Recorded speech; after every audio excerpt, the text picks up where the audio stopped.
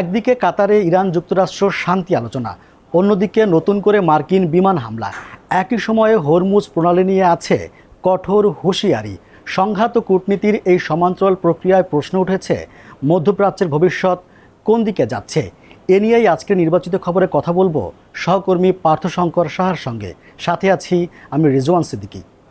স্বাগত আপনাকে। ধন্যবাদ। আমরা একদিকে দেখছি যে কাতারে ইরান যুক্তরাষ্ট্রের মধ্যে একটি শান্তি আলোচনা অনুষ্ঠিত হবে, ইতিমধ্যে ইরান কিন্তু পৌঁছে গেছে সেখানে। তো এর মাঝে আমরা দেখছি যে নতুন করে ইরানে মার্কিন বিমান হামলা চালিয়েছে। আসলে কেন?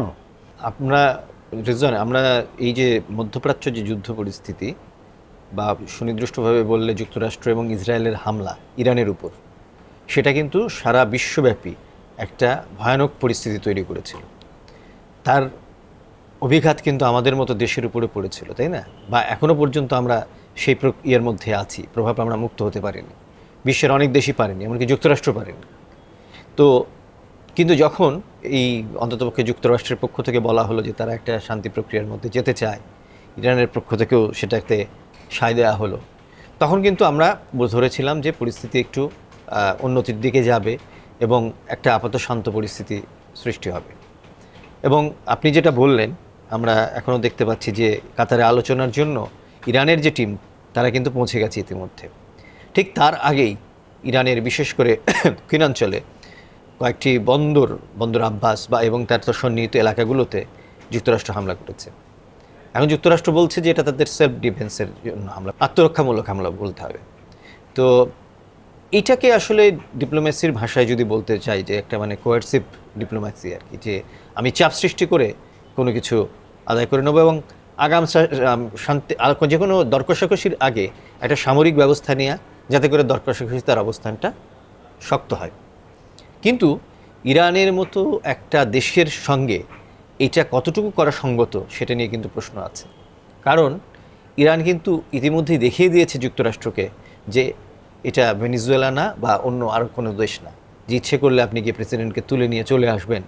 ইরান সেই রকম অবস্থায় রাখেন এবং আজকের যে শান্তি প্রক্রিয়া, সেই জায়গায় কিন্তু ইরানের দৃঢ় এবং কঠোর অবস্থানের একটা ভূমিকা আছে। ইরান আর চারটা সাধারণ দেশের মতো না, সেটা যুক্তরাষ্ট্র বুঝে গেছে, জন্যই তারা কিন্তু আজকে এই জায়গায় এসছে।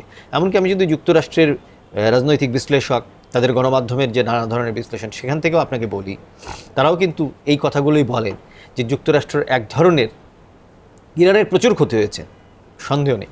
কিন্তু যুক্তরাষ্ট্র কিন্তু আজকের যে নমনীয় অবস্থান, যুক্তরাষ্ট্র তার কাঙ্ক্ষিত ফল লাভ করতে পারেনি। তো করতে না পারার আগে এই যে এখন একটা যখন প্রক্রিয়ার মধ্যে আমরা চলে এলাম, তখন এই কাজটা করা যুক্তরাষ্ট্রের জন্য এটা খুব ভালো গেম না। তারা হয়তো ভাবছে যে এই কূটনৈতিক চাপ তারা সৃষ্টি করে কিছু একটা করতে পারে, কিন্তু এটাকে যদি ইরান ধরেন সেই রকম একটা অবমাননাকর বলে মনে করে, ইরান যদি এটা সিরিয়াসলি নেয়, তাহলে কিন্তু আলোচনাটা আসলে কোন দিকে যাবে সেটা নিয়ে এখন প্রশ্ন থাকবে। এই যে হামলাটা হলো, আসলে যুক্তরাষ্ট্রকে আনুষ্ঠানিকভাবে কোনো ব্যাখ্যা দিয়েছে আসলে কেন? আমি যেটা বললাম, তারা বলছে আত্মরক্ষামূলক। হ্যাঁ, কিন্তু সেই আত্মরক্ষার ধরনটা কি, কেন তাদের এরকম করা হলো, বিশদে কিন্তু এই জিনিসগুলো জানায়নি। এখন কিন্তু যখন এই যে আলোচনার ঠিক আগ মুহূর্তেই এই হামলাগুলোর চেষ্টা বা হামলা করা, সেই হামলাটার কিন্তু আপনি ধরতে পারেন যে এটা এক ধরনের কি বলবো, যে প্রেশার প্লাস হচ্ছে ডিপ্লোম্যাসি। এক ধরনের আমি শক্তিও প্রয়োগ করব, আমি আবার কূটনৈতিক তৎপরতাও বহাল রাখবো। কারণ হামলার পর কিন্তু মার্কো রুবিও কথাও বলেছেন, তিনি বলেছেন যে তাদের কিন্তু আলোচনার প্রক্রিয়া শেষ হয়ে যায়, হয়তো একটু দেরি হতে পারে, কিন্তু তার আলোচনাটা চলবে, একটা শান্তি প্রক্রিয়ার মধ্যে তারা থাকতে চাইবে আর কি। হ্যাঁ, তো এটাকে বিশ্লেষণ এভাবেই করা হচ্ছে, কিন্তু এটা এই গেমটার জন্য যুক্তরাষ্ট্রের জন্য রিস্কি। এখনও পর্যন্ত এটা মনে করা হয় যুক্তরাষ্ট্রের জন্য এটা আসলে ঝুঁকিপূর্ণ গেম। আর এই ঝুঁকিপূর্ণ গেমটা তারা অনেক আগে থেকেই খেলার চেষ্টা করেছেন, কিন্তু ঝুঁকিটা নেওয়া তাদের জন্য খুব একটা ভালো যে হয়নি, সেটা কিন্তু আমরা ইতিমধ্যেই বুঝতে পেরেছি। ভারতে মার্কিন পররাষ্ট্রমন্ত্রী মার্কো রুবিও বলছিলেন আসলে এটা ভালো চুক্তি হলে হবে, না হলে কোনো চুক্তি হবে না। এবং তিনি কিন্তু এটাও বলেছেন যে হরমুজ প্রণালী এটা কিন্তু খোলা রাখতেই হবে এবং কঠোর হুঁশিয়ারি দেওয়া হয়েছে। আচ্ছা, আমরা যদি আসলে জানতে চাই আসলে এই হরমুজ প্রণালী আসলে কৌশলগত ও অর্থনৈতিক গুরুত্ব আসলে কতটা? দেখেন, এবার যেটা হয়েছে, ইরান খুব সাকসেসফুলি যে কাজটা করতে পেরেছে সেটা হচ্ছে এই পুরো যুদ্ধটাকে দুটোভাবে, একটা হচ্ছে জ্বালানি যুদ্ধের রূপ নিয়ে দিয়েছে বলা যায়, এবং সেটা তারা সফলতার সঙ্গেই করেছে। দ্বিতীয় একটা কথা হচ্ছে যে মধ্যপ্রাচ্যে যুক্তরাষ্ট্রের যে যারা সহযোগী রাষ্ট্রগুলো ছিল, সেই তাদের যে স্থাপনাগুলো, তাদের যে সামরিক স্থাপনাগুলো, সেখানে আঘাত করে ইরান তাদেরকেও সন্ত্রস্ত করে তুলেছে এবং তাদের মধ্যে একটা ভীতির সঞ্চার হয়েছে। এটা কিন্তু দুদিক থেকেই, ওই দেশগুলোও কিন্তু এখন খুব বেশি মানে ইন্টারেস্টেড না এই বিষয়গুলোতে।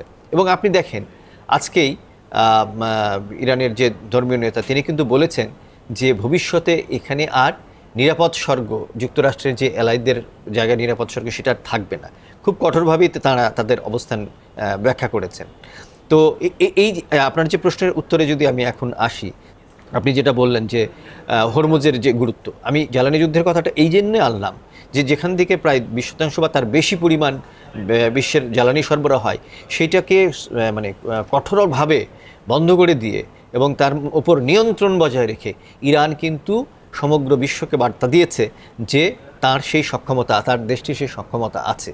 এবং হরমুজের নিয়ে আজকে মার্কো রুবিও কথা বলেছেন যে স্ট্রেটটাকে উন্মুক্ত করে দিতে হবে। আবার তাদের পুরনো দাবিগুলো তারা এই হামলার পরপরই কিন্তু আবার নতুন করে করেছে। কিন্তু সেই জায়গা থেকে ইরানকে দ্রুত সরানো যাবে সেটা মনে হয় না। আচ্ছা, বলছিলেন যে ইরানকে দ্রুত সরানো যাবে কি না, আসলে এই হরমুজ প্রণালী নিয়ে যদি উত্তেজনা বাড়ে তাহলে বিশ্বের জ্বালানির বাজারে কি ধরনের প্রভাব পড়তে পারে? আমরা তো সেটা দেখলাম, যেন মুহূর্তের মধ্যে কিন্তু গত অন্ততপক্ষে বলা যায় যে রাশিয়ার ইউক্রেন হামলার আগের যে ছিল, আমরা দেখেছি সর্বোচ্চ দামটা উঠেছিল, সেটাকেও কিন্তু এবার ক্রস করে গেছে আর কি, তাই না? এবং আমরা শুধু এটা কিন্তু আমাদের মতো তৃতীয় বিশ্বের দেশ, আমরা কিন্তু ডিপেন্ডেন্ট হরমুজের উপরে আর কি। হ্যাঁ, কিন্তু যাদের ধরেন যুক্তরাষ্ট্র বলে যে তাদের মাত্র 3%, তার একেবারেই খুব নগণ্য পরিমাণ নির্ভরতা তার ওই স্ট্রেটের উপর মানে প্রণালী দিয়ে আছে, সেখানেও কিন্তু যুক্তরাষ্ট্র আমরা জানি যে সমস্ত রকমের জ্বালানির মূল্য কিন্তু অনেক বেড়ে গেছে, তাদের নিত্যপণ্যের দামও বেড়ে গেছে। তো এটা সবাইকেই আসলে কোনো না কোনোভাবে প্রভাবিত করছে। এবং যদি এটা হয়, যদি এই আপাতত শান্তি আলোচনা যে একটা প্রক্রিয়া শুরু হয়েছে, এটা যদি অব্যাহত না থাকে, তাহলে কিন্তু পরিস্থিতি আবার ডিটেরিয়েট করতে পারে, আবার কিন্তু এটা অবনমন হতে পারে আর কি। যেমনটা বলছিলাম, আসলে কাতারে শান্তি আলোচনাটা হচ্ছে এবং কাতার মধ্যস্থতা করছে। আসলে কি মনে হয় আসলে এই শান্তি আলোচনা কতটা কার্যকর হতে পারে? আচ্ছা, দেখেন, কাতার কিন্তু একটা সম্ভাবনাময় মধ্যস্থতাকারী দেশ। এর আগে আমরা যেটা দেখেছি যে ধরেন তারা আফগানিস্তান, গাজা এবং ইরান সংক্রান্ত নানা সংবেদনশীল আলোচনার কিন্তু একটা কেন্দ্রবিন্দু ছিল কাতার। তো সেই জায়গাটাতে থেকে কিন্তু কাতার আপনার এই আলোচনার একটা আমরা ধরে নিয়েছিলাম, বা আন্তর্জাতিক রাজনীতির বিশ্লেষকরাও কিন্তু মনে করেছিলেন যে এই জায়গাটায় এসে, কারণ ইরানেরও এই জায়গাটায় একটা কি বলবো যে একটু নরম দিক আছে এবং যুক্তরাষ্ট্র এই জায়গাটায় বিশ্বাস করছে, সেই জায়গাটা থেকে এখানে একটা উত্তরণ ঘটতে পারতো। কিন্তু তার আগে এই যে হামলা, তারপরে আবার কথাবার্তা, তারপরে হচ্ছে যে এখন না হোক পরে হতে পারে, এই ধরনের কিছু কথাবার্তা আমরা মার্কিন প্রশাসনের কাছ থেকে দেখছি। তো সেটাকে একেবারেই এখনই এই মুহূর্তেই আবার নতুন করে সংঘাত হবে, এইটা বলাটা হয়তো বা শক্ত। কিন্তু একটা আপাতত যে শান্তির সম্ভাবনা দেখা দিয়েছিল রিজন, সেই জায়গাটা থেকে হয়তো বা আমরা কিছুটা পিছু হতে চলে এলাম। এই পরিস্থিতিতে তাহলে আগামী দিনগুলোতে আসলে কোন কোন বিষয়গুলো গুরুত্বপূর্ণ এই আলোচনার ক্ষেত্রে? আসলে দেখেন, একটা যুক্তরাষ্ট্রের তো বড় ছিল হচ্ছে যে ইরানের কথিত তার সমৃদ্ধ ইউরেনিয়াম নিয়ে, তো সেই জায়গায় হয়তো বা একটা সমঝোতার কথা হতো। এমনকি মার্কিন রিপাবলিকান পার্টির যারা খুব মানে কট্টরপন্থী আর কি, তারা কিন্তু এই যুক্তরাষ্ট্র এখন যে ডিলটা, সেটাকে কিন্তু তারা বলছেন যে তাদের ফেভারে না এখন পর্যন্ত। হ্যাঁ, কিন্তু তারপরেও একটা আলোচনার দরজা খুলে গিয়েছিল, আলোচনার চেষ্টা হয়েছিল। এখন সেটা যদি ব্যর্থ হয়, তাহলে পরিস্থিতিটা তো আবার আগের পর্যায়ে চলে যেতে পারে। কিন্তু আমার মনে হচ্ছে যে বা আমরা যারা বিশ্লেষকদের কথায় যেটা মনে করছি যে যুক্তরাষ্ট্র এই যুদ্ধকে আর কতটুকু টেনে নিয়ে যেতে পারবে, সেটা নিয়ে আসলে সন্দেহ আছে।